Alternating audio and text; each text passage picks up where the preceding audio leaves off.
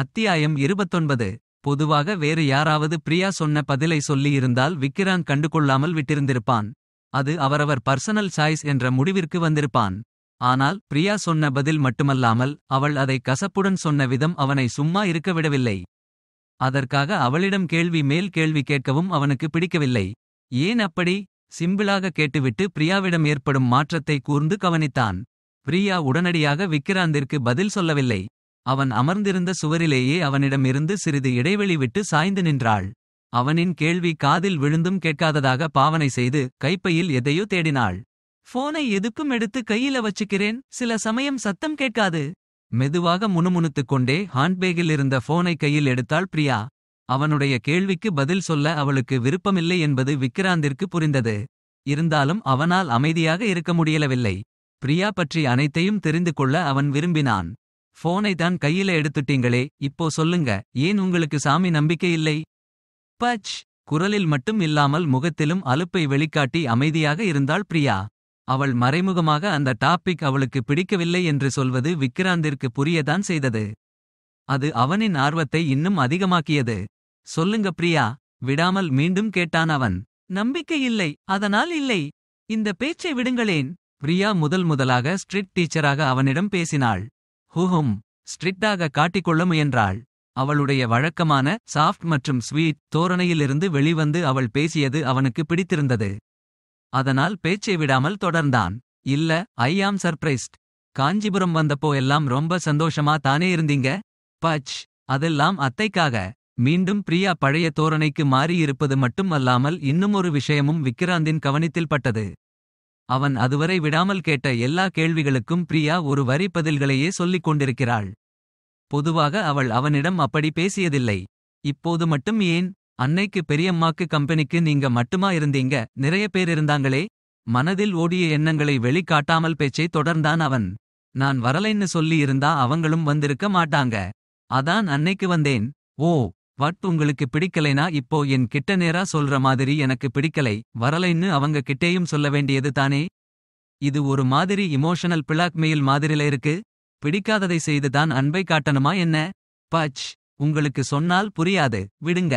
சரி, அந்த டாபிக்கை விட்டுடுறேன். ஏன் உங்களுக்கு சாமி நம்பிக்கை இல்லைன்னு சொல்லுங்க. நான் ஏன் நம்பணும்? உங்களுக்கு அன்பான குடும்பம் இருக்கு, உங்களுக்கு பிடிச்ச பொண்ணையே கல்யாணம் செய்துக்க போறீங்க, சந்தோஷமா சாமி கும்பிடுங்க, நம்புங்க. நான் ஏன் நம்பணும்? பொறுமை இழந்து கோபமாக பிரியா சொன்னதைக் கேட்டு கோபப்படாமல் வருத்தமும் அடையாமல் முதல் முறையாக ஒரு வரியை தாண்டி அவள் சொன்ன பதிலுக்காக சந்தோஷப்பட்டான் விக்கிராந்த். நீங்க சொல்றது ரொம்பவே சரி. ஆனா நீங்க சொன்ன எனக்கு பிடிச்ச அந்த பொண்ணு யாரு? ஏன் கேட்கிறீங்க? ஆர்த்தியை தான் சொன்னேன். ஓ, உங்களுக்கு லேட்டஸ்ட் நியூஸ் தெரியாது போல இருக்கே. ஆர்த்திக்கு சீக்கிரமே கல்யாணம் நடக்கத்தான் போகுது. ஆனால் அவ கல்யாணம் செய்துக்க போறது அவங்க அப்பாவோட பிசினஸ் பார்ட்னரோட மகன் பிரதாப்பை. வாட்? பிரியாவின் முகத்தில் ஒரு சில நொடிகளில் ஆச்சரியம், கேள்வி, சந்தோஷம், வருத்தம், திகைப்பு என பலவிதமான உணர்ச்சி கலவைகள் தோன்றி மறைந்தன. அமெரிக்காவில் ஒவ்வொரு வருடமும் ஜூலை 4ஆம் தேதி கொண்டாடப்படும் சுதந்திர தினத்திற்காக ஒவ்வொரு ஊரிலும் ஆங்காங்கே வான வேடிக்கைகள் நடைபெறும். நம் தீபாவளி பண்டிகை போலவே இருந்தாலும் பெரும்பான்மையானவை வானில் பல வித நிறங்களில் மிளிரும் வான வெடிகளாக இருக்கும். தொடர்ந்து அரை மணி நேரம் வானமே புதிய நிறம் எடுத்து கொண்டது போல் ஒரு நிறத்தில் தொடங்கி பல்வேறு நிறங்களாக மிளிர்ந்து மின்னி மறையும் அந்த வான வேடிக்கையின் அழகே தனிதான். பிரியாவின் முகத்தில் சட்டென்று தோன்றி மறைந்த உணர்ச்சிகள் விக்கிராந்திற்கு அவன் சென்ற ஆண்டு கண்டு ரசித்த அந்த வான வேடிக்கையை நினைவூட்டியது. இவள் ஏன் தன்னையும் தன்னுடைய சின்ன சின்ன உணர்வுகளையும் கூட பூட்டி வைக்கிறாள் என்ற கேள்வி அவனுள் மீண்டும் எழுந்தது.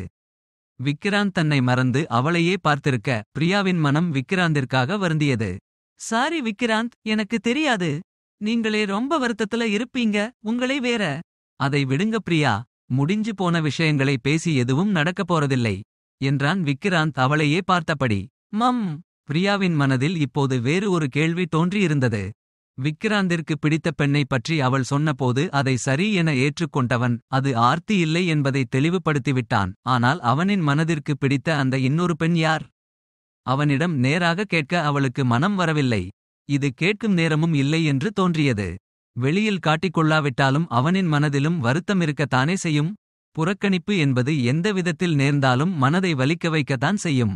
ஆனால் விக்கிராந்தின் மனம் கவர்ந்த அந்த புது பெண் யார் என்பதை அறிந்து கொள்ள அவளின் மனதில் ஆர்வம் குறையவும் இல்லை. எப்படி தெரிந்து கொள்வது என்ற கேள்வியுடன் விக்கிராந்தை பார்த்தவள் அவனின் இமைக்காத பார்வையால் மேலும் குழம்பி அசையாது நின்றாள். இருவரும் தங்களை மறந்து நின்ற அந்த நிலையை கலைப்பது போல பிரியாவின் கையில் இருந்த செல்போன் சத்தமாக ஒலித்தது. அலுக்காமல் ஹேமாவிற்கு கம்பெனி கொடுத்து கொண்டிருந்தாள் பிரியா. ஷோ கேஸில் இருந்த கண்ணாடி கலைப்பொருட்கள் ஒவ்வொன்றாக ஹேமா பார்த்து ரசிக்க பிரியாவும் அவளின் கூடவே துணையாக இருந்தாள். அவர்கள் நின்றிருந்த இடத்திலிருந்து சற்று தள்ளி நின்று இருவரையும் பார்த்துக் கொண்டிருந்த ஜீவா, தேங்க்ஸ் விக்கிராந்த். அப்பா இப்படி லாஸ்ட் மினிட்ல ஹோட்டலேயே இருக்கேன்னு எஸ்கேப் ஆவார்னு நான் நினைக்கவே இல்லை. பிரியா அம்மாக்கு சூப்பரா கம்பெனி தராங்க. நீங்க வந்திருக்கலைனா எனக்கு ரொம்ப போர் அடிச்சிருக்கும். நான் இந்த ஆர்ட் விஷயத்தில் எல்லாம் ஜீரோ என்றான். முகத்தில் புன்னகை மிளிர சொன்னவனை அமைதியாக ஒரு பார்வை பார்த்தான் விக்கிராந்த். ஒரு சிலர் மீது என்னதான் கோபம் இருந்தாலும் அவர்களின் முகத்தை பார்த்தால் அது எல்லாம் மறந்துவிடும். ஜீவாவிற்கும் அது போன்ற முகராசி இருந்தது.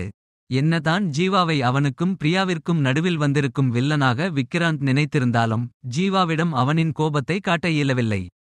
எப்போதுமே முகத்தில் ஒட்டிக் கொண்டிருப்பது போன்ற அந்த புன்னகையும் விக்கிராந்தை யார் என்று தெரிந்து கொண்ட உடன் கை குலுக்கி வரவேற்று பின் ஏதோ பல நாட்கள் பழகிய நண்பனிடம் பேசுவது போல பாவித்து பேசிய அவனின் நட்பான அணுகுமுறையும் அவனை வில்லன் என்ற எண்ணமே தோன்றவிடாமல் செய்திருந்தது.